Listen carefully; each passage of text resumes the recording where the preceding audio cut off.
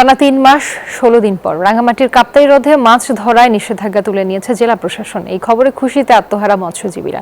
প্রস্তুতি নিচ্ছেন মাছ ধরার, সরব হচ্ছে মাছ বিক্রির মোকামগুলো। এ বিষয়ে বিস্তারিত জানাতে যুক্ত হচ্ছেন আমাদের সহকর্মী ফাতেমা জান্নাত মোমো। মোমো, মাছ ধরা নিষেধাজ্ঞা তো তুলে নেওয়া হয়েছে, তো কবে থেকে মাছ ধরতে পারবেন জেলেরা? প্রস্তুতি কেমন দেখছেন? ধন্যবাদ রুবা। আমি আছি রাঙ্গামাটি ফিশারি ঘাট এলাকায়। আগামী 10 অগাস্ট মাছ ধরা আনুষ্ঠানিকভাবে শুরু হবে কাপ্তাই হ্রদে, তবে রাত 12টা 1 মিনিটে।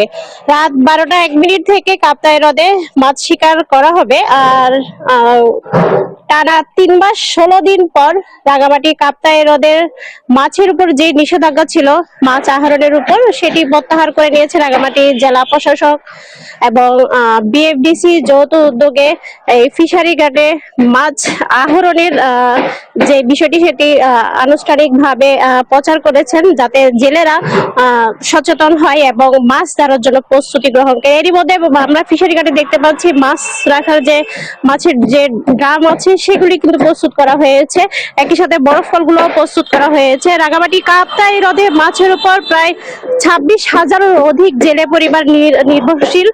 এই কাপ্তাই হ্রদে মাছ আহরণ করে তারা জীবন এবং জীবিকা চালায়।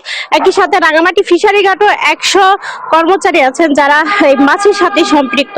তাই দীর্ঘদিন এই কাপ্তাই হ্রদে মাছ শিকারের যে নিষেধাজ্ঞা ছিল সেই নিষেধাজ্ঞা প্রত্যাহার হওয়ার পর জেলেদের মাঝে আনন্দ উচ্ছ্বাস দেখতে পাচ্ছি আমরা। একই সাথে কর্মব্যস্ততাও শুরু করেছেন তারা। তো রাঙ্গামাটি থেকে এই ছিল আমার কাছে সর্বশেষ তথ্য। ফিরে যাচ্ছি স্টুডিওতে রুবা। জি মোমো, আপনাকে ধন্যবাদ।